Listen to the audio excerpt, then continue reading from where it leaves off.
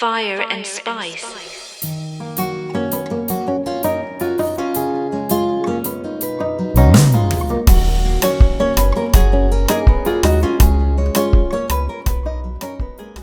Welcome to Fire and Spice podcast. I'm Fire. And I'm Spice. Mambo. Poa. Shikamo. Marahaba. Uambaje. Namba. Hiyo mtu anajibu aje? Sina la kuamba. Kiswahili sio mdomo changu. Sili ni chako. Whatever. Bora umeelewa. Ukaje lakini? Mimi niko fiti. Nashukuru. Another month. Yeah, by the way, happy new month. Happy new month. It's a new month. Yeah. Mwezi wa 3. Uko na goals? Si niliziweka nini Januari? Unanga goals like monthly goals? Nafaa kutafuta basi. Sina hizo za monthly. Uko nazo? Una January, uneka big picture. Alafu you divide them to actionable goals. Za kujipima kama una make steps. Ndafundisha next year inakawa say washachelewa hapo hivi kwa history. Hiyo kazi. Lakini it's never too late. Sawa, ndajaribu. Lakini uko salama? Salamin. Maisha yanakupelekaje? Sambamba. Habari zenyu mafans. Mlinunua merchandise? Todowe? Hata leo tujakuja nayo juu ijafika. Spendi kushow off. Aki wongo, napenda kushow off. Ndio vile unasikianga uja show off ni kama utakuwa mgonjwa. Guy, those things are so good. Yeah. Ngoja, kama ujaoda. Mbona jove nimetesa nazo huko hivyo kwa street? You don't know what you're missing kama ujaoda. Hamna vitu za kutesa nazo huko in your streets. Yeah. Lakini order, we have every color, every size. Vikombe tuko na every size kwa wenye wanapenda kunywa chai waluye hivi hivi. Yeah. My fellow people.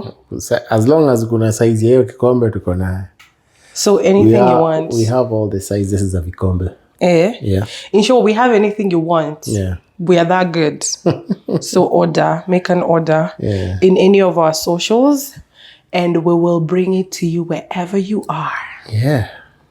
So, tumekuwa tukiongelea the topic ya inner child. And something came to my mind today. We were having a conversation. Mimi na Mr. Spice. And sijui ni nini uliniambia. Alafu nikakuuliza na nikifanya hivyo utanipea nini? Alafu nikaona by the way, ako nika utoto. Kakuzoea ukifanya kitu. There has to be a reward. Like, it's not a bad thing, but it came into my mind, you know? Like, that was the first thing. But the latter they said, okay, we're going to get to deadlines and get to do whatever we're supposed to do work. The first thing that comes to my mind is, if I do it, what am I getting out of it? So, in this topic that we are delving into. When we talked about that na vitu kama hizo, I just kept on thinking mpaka nikaandika notes. Leo unaona mpaka nimekuja na kitabu. I'm just saying, anakuanga mwalimu. I had to write my notes nisisahau. Because they were very important. Na aka topic mi kananijenga sana. Inatumani kwa very self-conscious, but not in a bad way. Yeah. But I think it's helping me to understand some parts of myself. Unajua kuna zile parts zenye unajishanganga or something. Yeah. But it's also helping me to understand some parts of myself, to be conscious. That's true. Tumekuwa tukisema ako ka child ina you na nini. So today nilikuwa nataka niwape at least signs. There are some who have never identified their inner child. Just kapo pe nimefika pa kujua. Pati unafanya kakitu and then ina click haka nika utoto. This is an 8-year-old me speaking. Ooh. Not the age that I am. Okay. So signs of your inner child. How do you know it is you speaking or your inner child speaking? Kuna tutabia na tuko nato but we are not sensitive to them. Are they always like bad? No, they are even good. They're Ako kangwa kakwa kabaya. You see, What is this inner child you're talking about kwanza? So wacha nimekam nikasema wacha tu ni to delve deep into it. Yeah, let's start from the top. What have we been talking about? Yeah, what is this inner child we're talking about? Na mi nikaenda nikafanya research zangu na nikaandika notes. Allow me to read kwa sababu it's very Let's important. talk deep. Yeah, it's very important. Just allow me to read because ni notes zenye niliandika. Na the inner child mi nilipata, it's the emotional memory of your early experiences. Oh. Is those memories of your early experiences zenye zilikuwa then. They might not be here now. But, and then they are the part of you. The inner child is the part of you that learned love, that learned fear, that learned shame, that learned safety, that learned rejection. Underline learned. The inner child is the version of you that adapted to survive. Adapted. It just adapted to survive. And it is not childness. Like what I'm saying, it is not childishness. Yeah. It is not childishness. It's unfinished emotion. Ooh, piggybacking on that, on a scientific level, there's one thing we learned in school, that your memories, most of the time we think our memories are stored in our brain. For those of you who attend on foundation science, the part of our brain called the hippocampus is where the memories are stored. But most of us think like that's the only part that your memories are stored. But if you have been to school or if you like to study, your memories is actually stored in your DNA and into some parts of your body. So like, let's say you went through sexual assault and maybe it was really traumatic for you that your mind blocked that memory. Your body will remember. So when you get to a place where you are unsafe or where there's a trigger of what you have been through, even if your mind cannot remember what happened to you, your body reacts. So there are people who go through life and they fear, let's say it's a woman, you fear men, but you don't know why. Your body reacts. But your body reacts some type of way because of something that happened. Oh, man. Or someone was yelling at you when you're a child. Yeah. You can remember things that happened to you when you're 3 years old, 2 years old, whatever. But your body has registered, or it's registered into that deep part of you. That your mind doesn't have a memory and say, oh, I was being shouted at when I was a kid. And so when someone raises their voice, you recoil. So let me... So yeah. So see you, Toto. Those are the signs of your inner child reacting. So those are the reactions of that part that you just described. Oh, okay. And let me just point out some few points. You see, when you feel too much for the situation, let me say you are extremely hurt over something small. That is an inner child reacting. You feel abandoned over delayed replies. Sure. You feel rejected over minor correction. Okay. All this belongs to a younger version of you. Wait. Let me finish. Ask yourself, is this 30-year-old you or is the 8-year-old you reacting? You can pick from there. No, I'm not. Yo. For those of you who have been in this podcast long enough, you know I have a love-hate relationship. Actually, I couldn't love Apple. It's hate relationship with not being replied to on time. It's it's a very bad thing, and I always tell you guys, like, I'm not even working on it because I don't even know how. But if you don't like, if I text you and you don't text me back, like I'm not like waiting, like if I text you right now you have to text me back right now. Kunako ka grace period. But when it's on the top of the hour kama news and then you don't respond, na hujanijibu, that's a problem. my mind goes wild. So I really do understand, but now I'm starting to. So the child in you is the one reacting, not you. You might have gone through something before you, so jichunguze kama uko na trauma. Hawako na niko nazo we.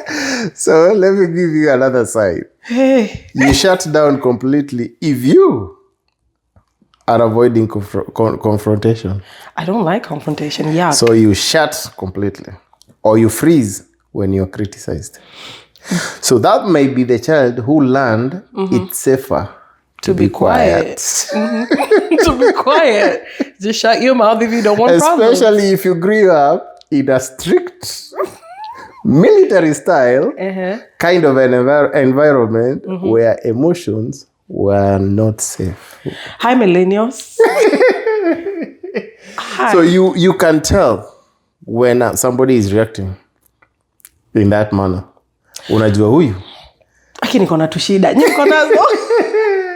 Niko na tushida. That's a sign. Oof. We be moving out in this world like our 6-year-old, 8-year-old, younger self version of ourselves. And reacting. True. So unajiuliza, who is this reacting to this? But I kind of, for zenye zote umesoma, I can kind of relate with that mindset. Because if you have grown up in a place where your emotions have not been welcomed, or hata inaweza kuwa people are not like rude when you express your emotions, or they don't tell you to shut down, but they just don't receive it. Yeah. So you are an emotionally intelligent person. Let me just say, emotionally intelligent human being. And even maybe you cry, or, they're just people who express how they feel. Yeah. And people don't receive it. So you come and you tell me something and you're really passionate about it. And I'm just like, okay. So after a while, you feel like your emotions are not important, or they're not something, because if I don't receive them, you're hurt. Yeah. So then after a while you're like, oh. And those are the signs. And I still have like 2 more to just go through, and then maybe there's somebody have you ever seen somebody who is very defensive? Very defensive. You don't even just explain yourself, you defend yourself. Like you are on a trial. And that is a person who was misunderstood. Oh. That is a person who was blamed unfairly.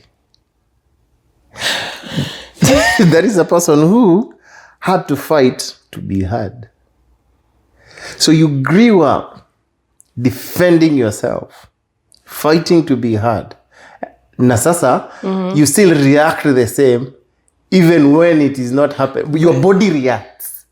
Yeah, because I was just about to say, have you ever encountered a person who lies, not because they have to, but because they're afraid of the reaction you're going to give? Yeah. And where you're very like, I want to know. I am not it's not even a big deal, But this person is so used to people coming at them, or it being a big deal, that they just lie on all situations. Where were you yesterday? Oh, I was doing nini.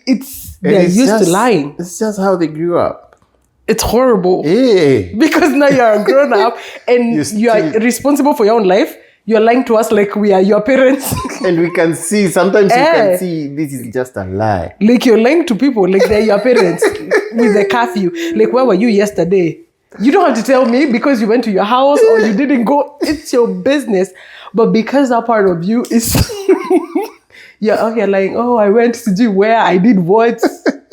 Not important. Yeah, there is someone who craves validation. When you see someone craving validations, like you need constant reassurance. Oh, nilikuwa ndani ni ya kuniambia niko smart. Hapana. Jumi lazima niambiwe. When you panic when someone withdraws affection. But why would that someone withdraw affection? Why do you panic? Hey. Whew. Pause. When you overperform to earn love. Ironic, overdo. I get it. So, that's usually a child who learned love must be earned. Yeah, I'm going to nonchalant. There is no chalant to give. And there are more and more and more. Like, I could go on vile tu nilichagua easy, and I wrote this. Umeandika zenye ndio ni feel ni kama niko kwa hii couch therapy. Sikulipi. Mbona unajishuku sana? Sikulipi. Wewe ndio unaona uko na ako ka childish kako kwa wingi. Kanatokeanga sana. I'm a millennial. I have been through a lot. So why are you talking about millennial? Kwani millennial peke yao ndio wana traumas? They have been through a lot. You see, Gen X na maboomers, they don't care about life. Akia nani. Our parents, they have been through shenanigans. No maana walikuwa natuchapa ni kama you are like they don't care. But millennials are that in between of you have emotional or something. But also, life is coming at you. Millennials. So, you've been through a lot. If you feel like me, unajoka na hizi kadhaa. But tumeongea, tukapoint out hizo vitu zote na tukasema hizo trauma zote. What is the solution? First of all, kaa hivi venye nimekaa hapa sahi, acceptance. Accept that it's a part of you and si mbaya. Some of it needs to change. There's work that needs to be done, but accept it as part of you. Because I think for me, let me give an example with the whole texting back thing. I think the moment that I realized that sometimes people are not ignoring me. There are those of you that are out there, douchebags, that don't reply to my messages. And I'm salty about it. But for the most part, people are not ignoring you. Like, life is still going on. Yeah. And for people that care about you, they will always reassure you in the fact that someone will text you like, I'm busy, I'm going to get back to you. Or like, someone who cares about you will always. So in my mind, I had to train myself of, if this person hasn't texted me back, well, unless you're dead in a ditch, then I'm going to be freaking out. But other than that, I have to remind that part of me that this person actually cares and they're not ignoring me. So then the affection is not being pulled away. It's okay. People have lives. People have to move on. And also, it's okay for me to text you and be like, I am freaking out. And don't feel bad letting the other person know, like, hey, I am freaking out. Reply to my message. But also, don't let everybody be out here knowing your business. Kwa nonchalant. You see, I am one bad person in communication. Yes. So, nini unasema yes na capital letters you. I'm one person. I think I've had this fight with my siblings and everybody else because I don't know how to communicate. Utachange? I'm trying. Like, sikuwa najua until it was pointed out by a lot of people. Unajua, mi nitatoka tu niende, sisemi nimeenda wapi, nikose kurudi, sisemi nimeenda wapi, like, alafu kikuta tukifanya matanga utadu. Sometimes hata simu imezimika. I don't even care about charging the phone. So I have not communicated. Nimetoka kwa hao. Sema hata nilikuwa nakaa na sis. Nimetoka kwa house. Sijasema nimeenda wapi, simu imezima. They can reach out to me. They are afraid. They don't know niko na nani. Sikusema nimeenda wapi. So everybody disco matanga peke yako. Alafu nikirudi ni kama you don't even care. It's like nothing happened. Ni kama hata hakuna kitu yenye ilifanyika. And I was not even sorry about it before. But after sitting down and they pointed out a couple of times, I was like, by the way, yakakadebia ni kabaya, I need to change. And then I started working on it. I'm not good at it, but I started working on it. Because now they pointed out the problem and I now knew what I'm dealing with. And I intentionally... Did you have a reason why you don't check in with people? No. Like, I don't care. Mi si mtoto. But unaishaje kukaa Kane? Unatembea wandering the world up and down. Kama mzaitio mtu amekufa mimi niko hai. I don't have to be telling people what sijui nimeenda happy my businesses. So that is how I was thinking. When you're younger, back to your younger self, you didn't have to check in with your parents. No. I lived with my dad. You didn't check. Si ugoje nikwambie. Me, I lived with my dad. Kwetu tulikuwa wengi. Mpaka ikafika place, men now had to move. Like tuko tu wawili mimi na bro mbigi. Na bro alitoka kitambo. So it's a lot of women with a man.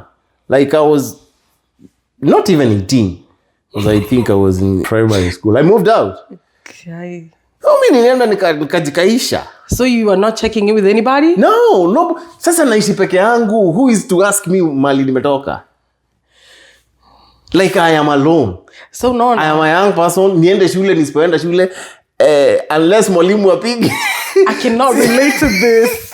Unless mwalimu apige aseme sijaenda shule, that is when my dad. Juma mama hakuna simu, mave ako mbali. I'm with my dad. So even if you like travel, nobody knows you traveled. To where? Mimi nimeenda hadi coast na hakuna mtu amejua nimeenda coast na nikarudi. You're in a child this messed up. Because in my family, we all like, even if we live all apart, like if I'm traveling to another state, I gotta tell somebody. Me, I started living alone. So I started even kujihangira, kujitafutia chakula. Like si ati hakuna home. Unatutesa huku kwa sababu ulikuwa mapema. Sasa unaona ni trauma. Si ati food hakuna.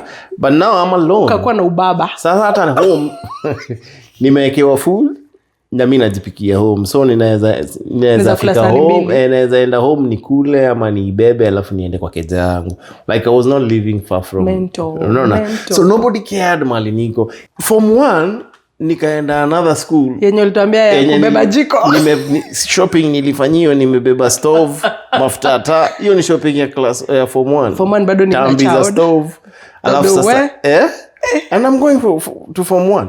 So I continued living by myself when I'm in form 1. And then you grew up and now you're an adult in the same thing. So I grew up like that. So I'm like, mbona niwaambie sasa nikiwa mtu mzima, I took care of myself then. Muliona nimepigwa risasi. But in your mind, it feels like it's like permission. But sasa, I don't even care.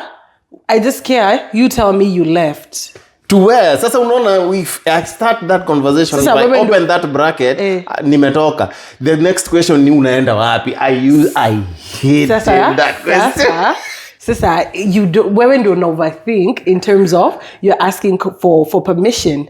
But I just want to know, if something happens to you, where is the first place I'm going to look? Look for what? I can take care of myself. Why are you thinking of the worst? Because every time someone leaves out the door, that's what you think of the worst. But it is not a good thing. But when I sat down and thought about it, you worked on it. I am still working on it kwa sababu ni tabia mbaya. Unajua? So I freaked out a lot of people. Wengi. Sasa mzae alikuwa ashazoea. So my mom, when I left Nakuru to go and live with my mom in Nairobi. Ukapeleka wazimu hizo huko. Nikaenda na hiyo tabia. Ukatengenezwa. Makofi zile nilipigwa. Na unajua mahali alikuwa mlefty. So ni zile za hii ni Nairobi. Why are you like that? Hii ni Nairobi. Yeah. Ukitoka hapa nje. In fact, you could get shot.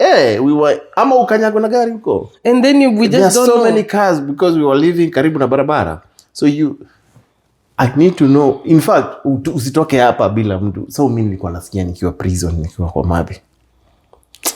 Nilikuwa nasikia nikiwa prison because it was a gated community. Madhe alienda akaambia you have to go through 2 gates. There is a main gate, then there is a gate kuingia kwa estate. Alikuwa main gate, 2 soldiers wa nyumba, because every house ilikuwa na soldier, and then main gate kuna soldier. So aliambia huyu mtoto asitoke hapa hata sijawahi tu hata kwa duka. Good for you, man. Unless niko na madhe. And niko prison. She was so strict. And that manned me. ikafanya nikaanza kufikiria vingine na nikaanza ilini shape, nikaanza kufikiria until sasa I'm trying to communicate. I'm trying to communicate. Where? So first step, accept. In fact, identify. Yeah, identify. Ooh, identify that part of you. When you identify, you accept. These are some notes nilikuwa nimeandika hapa hivi ya healing. Mawaidha. Ya kuheal kutoka okay, si ugonjwa. But una deal nayo. Deal. Healing is not silencing the inner child. What do you do? Healing is listening to the inner child, responding differently, and what we are talking about, reparenting your inner child. So I have to, first of all, realize that part of me that has been hurt, or even if it's not even hurt, that part of you that is still that little child that comes out, and then ask myself why.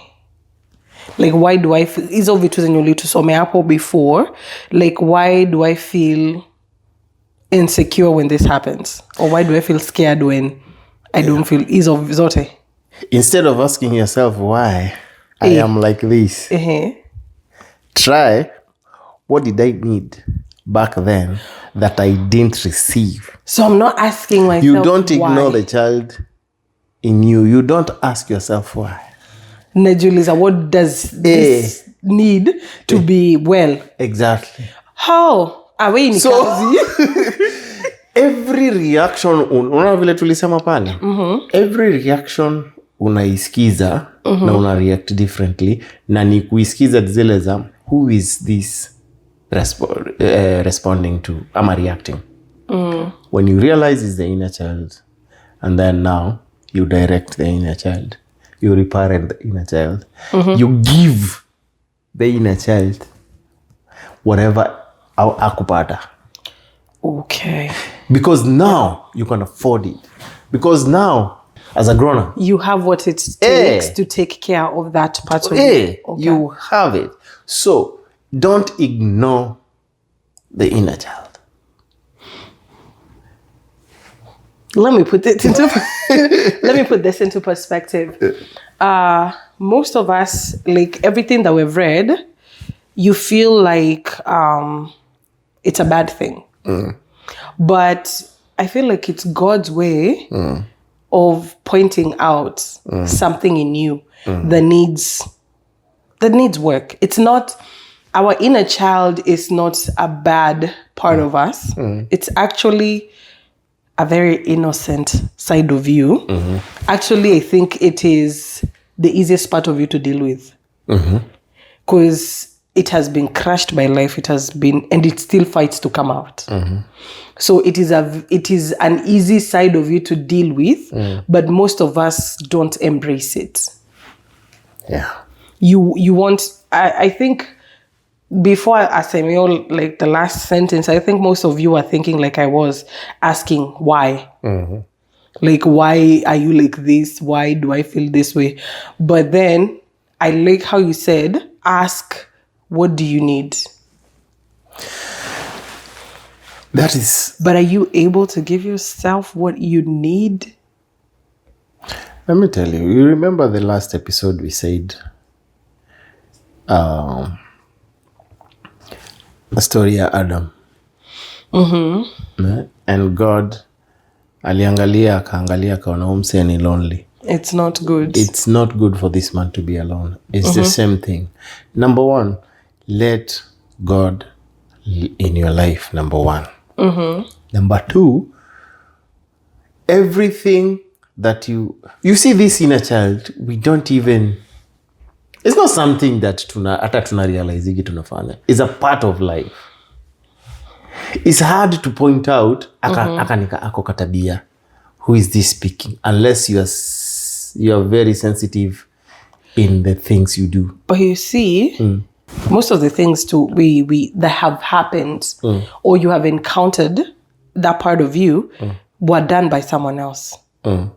So I don't feel like ukiwa peke yako, like if you lived life by yourself, you would never be able to identify it. It has to be triggered by another person for it to come out. Like even for texting, it was never a big deal for me because my parents, first of all, my mom lost her. Unamweka hapo akiwa in case of emergency. You are the emergency. Anapoteza simu 3 days. Alafu anaanza kukwambia na hii message ilitumwa 3 days later. Yeah. Like she will remember her phone when all of you are doing something on your phone. Alafu anakumbuka alikuwa na kitu sijui button ilifanya nini. Sasa hiyo ni simu ilizimika ilisha moto. Anakuambia ati ni button. So she cannot be you in case of emergency. My dad ni ule mtu mwenye unajua ukipigia he's going to show up, he's going to be there. Same thing with my brother. My sister questionable. Ikiwa ni memes anajibu ingi haraka lakini vitu serious I think anakaanga na medi kwanza. So but it was never a thing for me until now. I grow up and I start encountering friends because the way you relate with your family is not how you relate with other people you encounter in life. I love them. Like we had we went out for like brunch with the girls and then at night we're talking about something and you don't reply to me. I'm like, hey, this friendship is over. And to me, I like nafil kabisa yu ubeste meisha. So I'm like, guy, we had lunch. I start recounting the day. I had lunch with this person. We talked. We were good. Now they're not texting me back. The friendship is over. What did I do? You think of I the go worst. back, I read all the text. I'm like, did I insult them? No. And then tomorrow they text you back. And for a minute you feel like it's a mental whatever, fighting. But realizing until now you sit down and you're like, okay, this is real life. People actually fall asleep when they're messaging you and it's okay. People actually work. People actually do this. What is that is missing in me that is like nini neza jipatia niachange kusikia ka the world is falling apart. I haven't figured it out yet because I'm still mad at people that don't text me, but at least now I don't feel like the world is falling apart because I have identified it. And my thing ya kujipea ni pep talk. Unajipea pep talk. Guy, you have to anajipea a whole sermon kwanza hata si pep talk. Me, you see the way nimekuambia, I lived like that until now people were never bothered. Siambiagwi. Do you feel bad when people are not bothered about you? Just utulie. That is where I was coming in. So nimezoea hivyo until sasa nobody is bothered. Huyu anaendaga tu hivyo hata mpe hata kama ni wiki itaisha. He will be back and nobody cares. I will go, I'm like, ay. These people don't even realize that I'm not here. So but it is them learning from me. You. So I remember one April Fool's Day, I decided to prank everybody. Sababu sasa pia nyinyi hamtakuwa muni notice. That is okay. So April Fool's Day, I get my friend's phone. I change a voice and I call my sister. Hey, unajua kijana wangu fulani. Nimepata kitambulisho yake hapa, ako hapa Kenyatta. Amegongwa na gari hapa na sasa nikakata. Sister yangu akapiga simu akapanic, nikaangalia nikazikata nikazinyonga. I called her. She called my dad. She called nani. They called each other. Hako wapi? Simu nimezima. The worst part is like I did that and I forgot I slept. So everybody's panicking because they don't know where to get me. Wakaenda hadi polisi wakatrack simu yangu. They found me sleeping. I would have killed you for real. Mimi ndio ningekanyanga kama hiyo gari. Ya nani? Unajua mimi nimesahau kitu. I would have beaten you up. I forgot what I did. Oh, you forgot? Like and I slept. Like it was not a big deal. Niambia ulimondamondwa. Wali. Naweza kukukanyanga haki ya Mungu kai. Akakasema sasa umefanya watu wote wakaacha kazi zao. Kila mtu na ng'ombe imelala. Holy Jesus. So mimi nikamwambia, you people don't even care about me, so I started ranting. This is what I did. Nipe kila mtu attention. My dad panicked kutoka Nakuru na sasa niko Nairobi. Like he came all the way. I would have beat you up. By the time, no, Nakuru ni mbali. By the alikuwa tu kwa simu tu. So he's coming. He's coming. Sister calling everybody. And then muangalie. And then all the neighbors and the friends. And then marafiki. And then oh my God. The problem is, I was in the National Youth Service. Na nikiwa National Youth Service, bahati mzuri ya mbaya, mimi nilipelekwa nilienda Nation Building Turbo, and then I came before class yangu itoke. I came for Nation Building in Nairobi industrial area. Ilikuwa inaitwa Darayad. So nilikuwa hapo hivyo ndio nilikuwa najengea. So mimi nimefanya hizo vituko zote, simu yangu ilitresiwa hapo. Now they had to go to the police to get through the national because kuna security. Okay. You're in trouble. And then they are coming in. Mnatafuta nani? So people wamesha kuja kwa bed yangu, natafutwa na polisi. Wanataka kujua nimefanya nini before polisi wako. So everybody is trying to cover me. I'm like, sasa wako na nani? Ati wako wengi, na wanalia wengine sijui nini, umefanya nini? Mimi nikamwambia sijatoka hapa the whole day. Wacha niwashe simu kwanza ni I tried calling you. Sijui kama ngapi. Then I figured out, oh my God. Nilinanganyana. Kama si polisi hawangewaingia hapo. So they came and found me in my bed. So that is what happened. Now I don't even believe you. You're horrible. It was a bad thing. And na nikazoea hivyo. I'm like, why are you guys not bothered? Na mimi ndio niliweka hiyo nini. I started that. But you see, it's not even you. It's an inner you that has had to grow up very fast. Then they have grown up to a certain level, and now they crave an intimacy that's not there. And now you're acting out to get way. The things we do. Unajua therapy ni pesa mingi. Adomatigia afford ama. Mimi nahitaji therapy. You see, how we are being brought up, it affects us mpaka sai. Even if it is indirectly. Oh yeah. Me, I was brought up with ladies, my sisters around me. They used to do all the things that ladies were doing. And I would want to do like them. Alafu unajua kitambo kuchoma nywele mtu asigesi miaka yangu. Kulikuwa na mkebe ya Kimbo ama cowboy. Mkebe wacha plastic. Like the hot one. Alafu inatobolewa inawekwa makaa. Alafu wanapaka hair glow. Hair glow ilikuwa ya kunini. Ilikuwa inapakwa mafuta ya Kimbo tu. Hiyo Kimbo. Wait, it's gonna burn. Alafu wanachoma nayo. Mwenye hizi choma na hiyo kulikuwa na kichanuo fulani inawekwa kwa makaa. Hiyo hot comb. Unapaka mafuta alafu alafu nywele inanyoroka. Unajua it works so well. The squeeze kuna hot comb za steamer. It works so well. Sasa hadi kana shine. Mpaka kampaka mafuta. Sasa hizo ndio vitu nilikuwa naona masisa. Ulikuwa unafanya hivyo pia wewe? Nilikuwa na shuku line hivi matuta kwanza. Ndio maana unashinanga ukilea nywele kila saa. No, nilikuja hapo katabia kakaisha. So I used to want to do like them. I used to want to dress like them.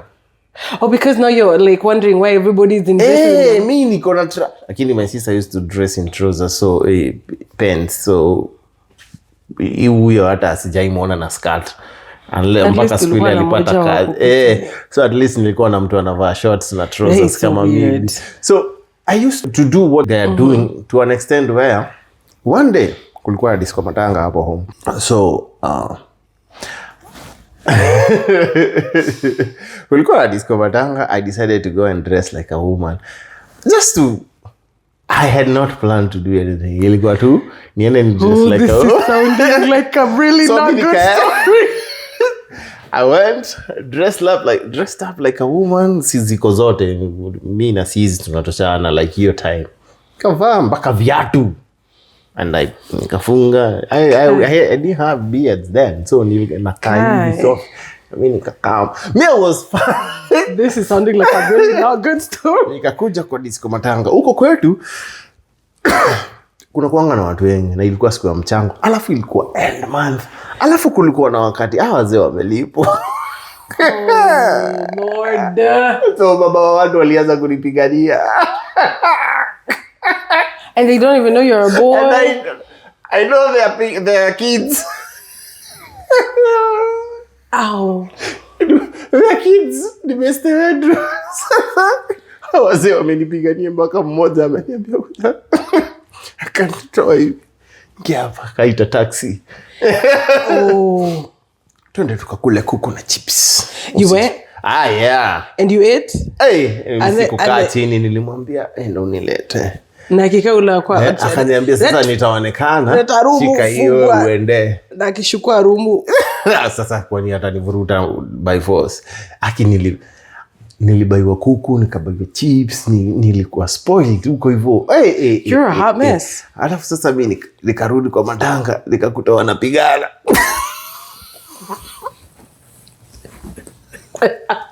Wazee walinipigania. Oh Lord. Lakini sasa sister yangu ndo aliharibu. Akakupata. Sasa ni disco matanga iko over, alafu hizi nguoni zake. Yo. What did the babas do when they realized you're a boy? Walienda walikuwa wanataka kunipiga. Walinitukana. Watoto wa siku hizi wanataka. Hii ni tabia gani ya watoto wa siku? Hata unasahau wao wako na tabia mbaya kutaka watoto. Baba wakaanza kutukana na wakaanza kusema vile watoto wako na tabia mbaya. Nao baba ndio walikuwa wananipigania. I cannot. And I grew like that. And I started like vitu za madem. Nilikuwa na buy vitu za madem sana. Until I realized, you're not. This is a problem. So I stopped. I would just buy nguo ya madem na nikae nayo ama hata nivae. Like si skirt. Sana mashati hivi ama vitu zilikuwa zinaka. It was how I grew up. And that is why I say how you grew up. It molds who you become. Yeah. It molds who you become. And now when you grow up, you're like, oh, itabia nilitoa wapi. Have you seen, I was watching somebody, a friend of mine, I think, anaitwa Martin Chomba, alisema, we are our replicant of our kids. So what I was doing, I'm a replicant of my father. My kids are my replicant. And this is the example alipeana. Wakati ametoka, unajua kitambo kulikuwa na kiti ya mzee ya kukaa ya kuona TV. So when the dad is not there, the kid will sit there. Mimi ndio daddy. Mimi ndio daddy leo. He will start imitating daddy. Daddy anachange channel gani, anapenda kuwatch channel gani. So they will imitate daddy. It might look like a joke, but they are imitating what you're doing. Yeah. So you can imagine, kama nitabia tubaya, then you become like your dad. They watch you do what you do, and they grow like that. It's like the example Pastor alikuwa anapeana when the kid was watching mzae akieka pombe kwa fridge. Yeah. Na wakati mtoto anamuuliza anamwambia ini ya watu wazima. So when the kid alikuwa mtu mzima akaanza kufanya kama daddy. So they went na akachukua. When the father asked, anasema sasa I'm grown up, mimi ni mtu mzima, si uliniambia ni ya watu wazima. The father hakuna kitu kingine angemwambia. That's interesting because I was thinking last year for Throne Room anniversary, it was on my birthday, and I was just thinking about like venye unakuanga na like self-reflection and all of that. And my dad alikuwa amepeana a story of how he went to his father, and my Wuka was the most hard-headed human being in the world, and my dad is the most hard-headed human being, and I am the. But anyway, my Wuka was like, my dad was like, you know what? All the bad behavior I had was you. And my uncle was like, no, I was a good dad. I was whatever. He was like, no. The first cigarette I ever smoked, I got it from your stash. The first drink that I ever had, I got it from this house. So all the bad things that I ever did in life were from you. And so they went back and forth and whatever.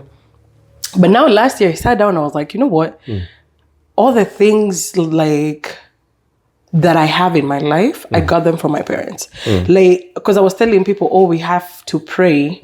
And I realized that is like a culture that has been in my house. Like, ilikuwa inafika, the bold ilikuwa inakuja saa ngapi? Saa 4. Koga after news. After news za saa 3. Saa 3, yeah. So kwetu, school nights mnalala 9. Then siku zenye si school nights maybe mko hata zdani yaki tulikuanga na siku zenye si school night juu saka si school night hiyo sikine ni kanisa so kuna bado mnalala mapema. So kwetu 9 kids are in bed. If you pass by my house at 9:01 utasikia tu kwa watu wana shout ni maombi, unaweza dhani kuna kanisa imefunguliwa hapo. And they will pray sometimes even up to midnight. And if you pass again by my house at 3 a.m.ish, there's someone praying. And so it was not like my parents never sat down and we had a conversation of this is why you should pray or prayer or anything. It never was. We just grew up and it became a thing.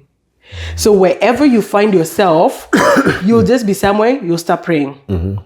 You wake up in the middle of the night, you'll start. It was never taught. We never had at a family meeting or at I'm going to say at when we were growing up, our parents taught us to pray. There was nothing. It was that I see, I do.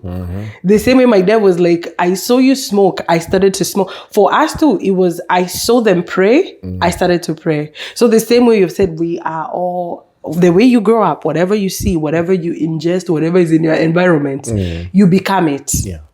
And so now, whatever we're talking about today is correcting some of the things you picked up kwa hiyo safari. Exactly. Na hili ni refu. Ni refu. Ni refu. Because you can't, I think nimesema hiyo mimi hapa sana. Gani? As you're growing up, watu wanasemanga, I came from a humble background. But after a while, that's not an excuse. Because you have to correct that narrative. You can't say, oh, my life is bad because I came from a poor background. What did you do about it? So, sawa, basi, sisi wote tushakurumia kwenye mlikuwa hivyo. But what have you done to change that narrative? Ama will your kid grow up here atuambia I came from a humble background? So there has to be a part where you accept. Yeah. And then you correct. And you see, when you're growing up, as much as you picked all these things that you picked, there are some good things you picked. Especially the prayer thing. Me, I picked they're going to church and all that. And niligrow nikijua kwenda kanisa, kutoa sadaka. Because my mom will make sure siwezi enda church bila sadaka. Nilikuwa kinakula sadaka. Like ata make sure nikitoka everybody amepewa sadaka. Ulikuwa nakula sadaka? Mimi sweet zenye nilikuwa nakula. Hata sikuwa nafikisha kwa. Nilikuwa pia mimi nakula sadaka. Hiyo time kulikuwa na part code. Tutakuwa na repentance session ya wenye walikula sadaka. Nimekula sadaka mingi sana. So those things and there are some things that I picked from my parents that I am glad until today I picked them. There are some that I'm fighting with. Hii siitaki. Because my dad the things that I picked from my dad my dad ni mjanja sana. Gaidi. Huyo ni gaidi. And I picked a lot from him. But you know, some of those tutabia, even when you become a good person, they're so ingrained in you. Like my dad, he didn't live the life that my grandpa did. Like, you know, baba. Zinatokeanga saa ingine. Like, you're a man of God. You see now. Hata ni bring up hiyo point. I mean, hata si point. Hiyo word yenye nilikuwa nataka kuibring lakini sijui. The morphological adaptation. But you see, it is. Kwa sababu how you were brought up, you adapted a different lifestyle. Now you are a new creature. You cannot behave like, so you adapted this life. So when you try to go back to this life, inakuchoka. Unacheki. Acha nikwambia Bible imesema in Romans chapter 12. Ndakuanga na wakote mpaka kingdom come. You be renewed by you be transformed by the renewal of your mind. Lakini hapo chini inaongeanga about the perfect will of God, the permissive will of God, na ingine yakuanga acceptable kana ke. But anyway, there is a perfect will that God created you to be. There is a permissive will. Yani ukikosa kugonga hii kuna yenye unaweza kuwa. It's permissive. There's an acceptable will. But there's this perfect will that God created you to be, and you trust Manga, the volume of the book that's written concerning you. But then you go through all these things that we've gone through life. That is not the perfect will of God for you. But most of us, we have that morphological adaptation that allows you to survive in this environment that is not perfect for you. So badala utoi kitu yenye natuma uadapt, una adapt, una kama ni na unakuwa comfortable. Kama sasa ni kurusha kwa maji. Badala uanze kufanya niko una drown utoke, you grow scales and fins and you become a mermaid and you live in the water. But that was not the actual perfect will of God of you. But wewe ulienda kwa maji ukafikiria sineza kwa samaki. Sineza ishi huku. And that's how we have lived through life, that there is all these things that we've been through, all these things that are not okay. But instead of you taking them away, be transformed, rather you have morphologically adapted, like the innate part of you. Uko ndani kabisa, uko kwenye nilikuwa naambia, uko kwenye DNA yako imeanza, and it rewrites. Acha kwanza nirudi kwa ile class nilianza nayo. You see, when you have something happen to you, your DNA rewrites itself. So there is a perfect venye iko, alafu inaanza ni kama mnapenda computer, unataka there is zeros and the ones. It's like a code. And your DNA is like a code. And so this is the perfect code that God wrote concerning your life. And everything that you do that is out of the will of God, it rewrites the code. So ni kama every time ukitoka from the perfect will of God unarusha virus kwa hii code. Inaanza kuharibika. Inaanza kuharibika. So if you do not correct this na antivirus, you will always be a corrupted code. Wow. So it is okay. Like God has given us, He has made provision for the fact that tunaishi dunia. That you're going to grow up, you're going to go through things. Adam, it is not good for you to be alone. He has made provision for your loneliness. He has made provision for your mental health issues and all of these things that we go through. But the moment you allow this to be your story, the morphological adaptation goes to the core of who you are. So inakuchange kwanza uko ndani, inajiandika. So that's why we meet some people and unamwangalia kwa like usi mwenye nilikuwa najua. Like after a while, let's say is even alcoholism. Like I knew you. There's a way I know kwangu kwa like kuna venye najua mse lakini itaanza kukunywa ama akikunywa sijui unaanza kuwa na amekasirika akona nini. It's a rewriting of the code that is inside of you. If you continuously do this and you become an alcoholic, or if you continuously continue ingesting this thing that is rewriting your code, that becomes who you are.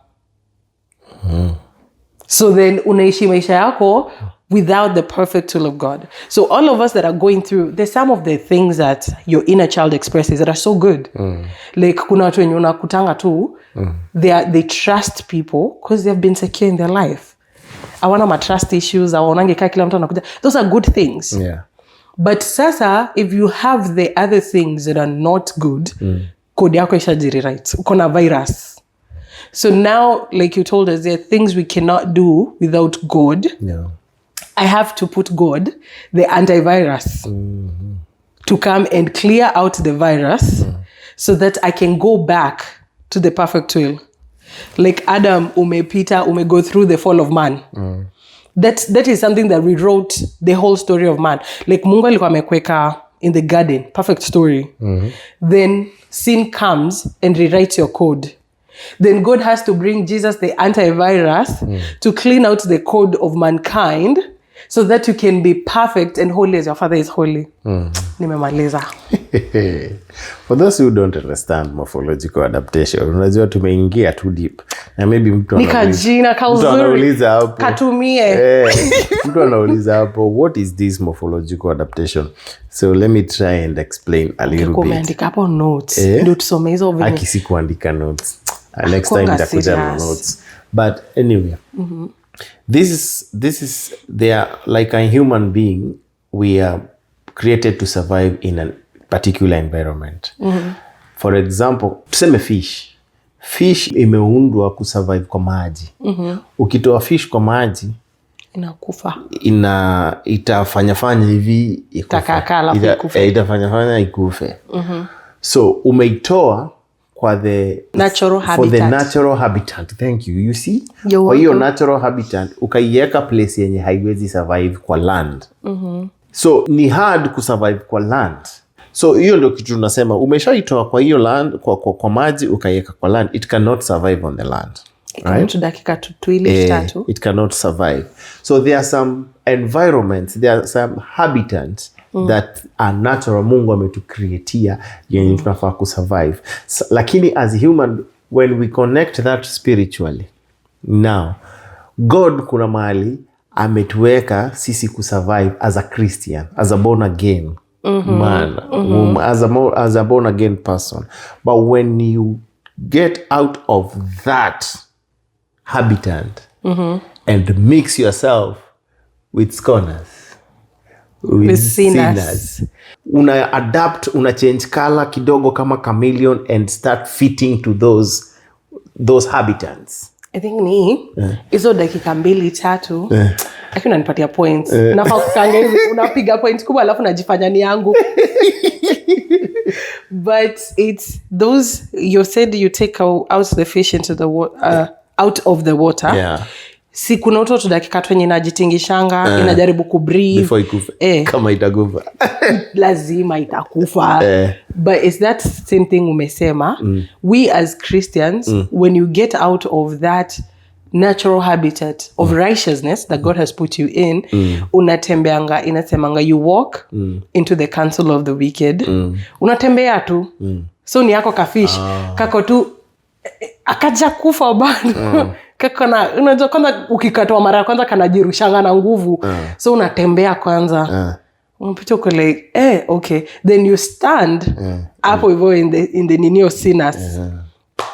Unakaa unaangalia, wase mnabamba. Sasa hiyo ni penye kafish akako na nguvu sana. Kana breathe lakini akako. And then you decide, let me sit in the counsel of the scornful. And so you sit there. Kusit ni ushatosheka. And then that takes away all the righteousness in you. You become one of them. And sasa hapo ndiko kafish kanakufa. Na wewe kama believer unakufa. Because the alternate is you live in your natural habitat. By the way ni Psalms 1. Kwenye amsomangi neno. Psalms chapter 1 verse 1. Kwanza hapo 1. Sasa ukisoma ukifika hapo kwa scornful. Hapo next panasema ngaba, blessed is the man mwenye ana trust in the Lord, mwenye anatembea kwa njia za Mungu. Because he's like a tree planted by the waters. You grow in and out of season. Sasa unaona, sasa umehubiri mpaka mimi kusema tu amen. Nilikuwa naende na doya point yako ndo awa wajua niko na point. Yeah, so there is a way Mungu ame to create.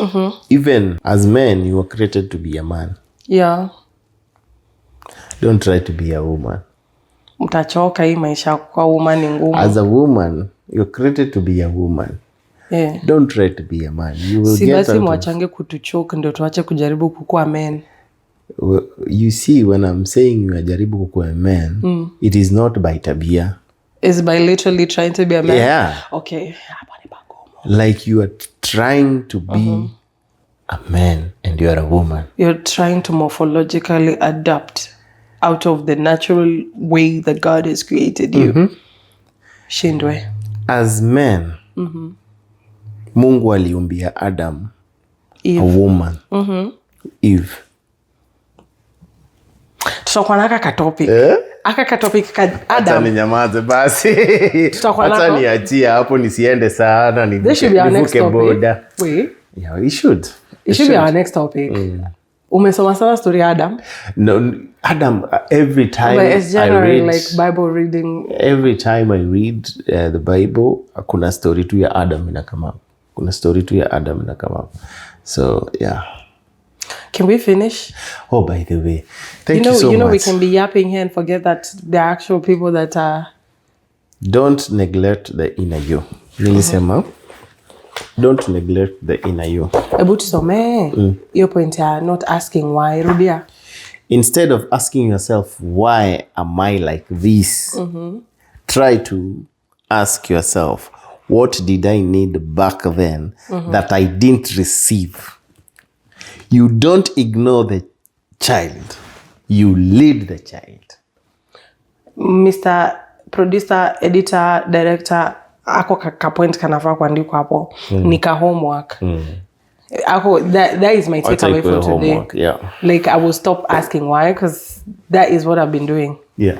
Like asking, why do I feel this way? Why? So now I'll start asking, what can I do for this part of myself? Yes, just do. Stop asking why. And just reparent. You see, a parent doesn't ask the kids, why are you like this? Na anamwachanisha hapo. Wanatuulizanga. Kwa Sindio, nini na ulienda anamwachanisha nje, alafu hivyo. anakupiga? Juu yeye hakukulea hivyo. Anauliza, why are you like this? Umetoa Umetoa tabia wapi? Si ya kwetu. Oh, okay. Tabia si ya kwetu. Hii DNA ni tabia mgeni. Because even them, their parents are like, why are you like this? And when a parent asks you that question, wamekasirika. So when you're asking yourself, why am I like this? You're already judging yourself. Duh. You're like, sasa, wengine, wata mimi, wengine, why am I?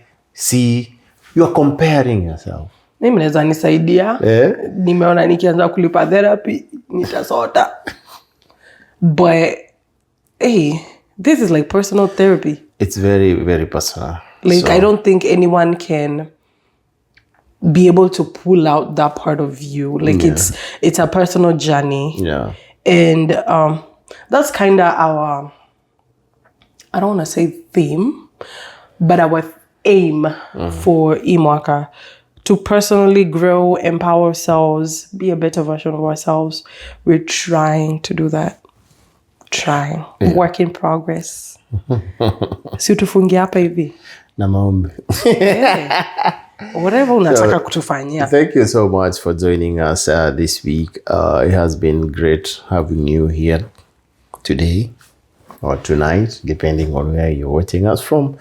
And kuna watu wanatuonanga usiku. Na maybe hata wataona hii Friday. Amuone Esperanza. Hiyo nini tena? Ujui? Hata sijui hiyo nini. So thank you so much, and don't forget to subscribe to our YouTube channel. Don't forget to subscribe to our other accounts, to Facebook, Instagram, TikTok. Nini ingine nimesahau? Uko tu sawa. Yeah. Na Facebook inakujanga live kwenye ni kama mimi wenye tunaendanga huko, kuji huko. Yeah. We are live on Facebook and FBN follow TV. us. Yeah, follow us. Follow FBN TV. We are live every Friday. Masaa ndio tofauti depending on where you're from. And we appreciate your company. Number merchandise. Because let me tell you, utatesa nayo huko kwa mtaa. Azikomboka na juu chini. Mimi nawaambia. Ndakuja na ingine yenyewe juu lazima mimi ni show off. Hata mimi wacha nimesikia siwezi kwa humble for long. Hata mimi wacha nikalete ingine ni show off, and until next time. Adios. Bye.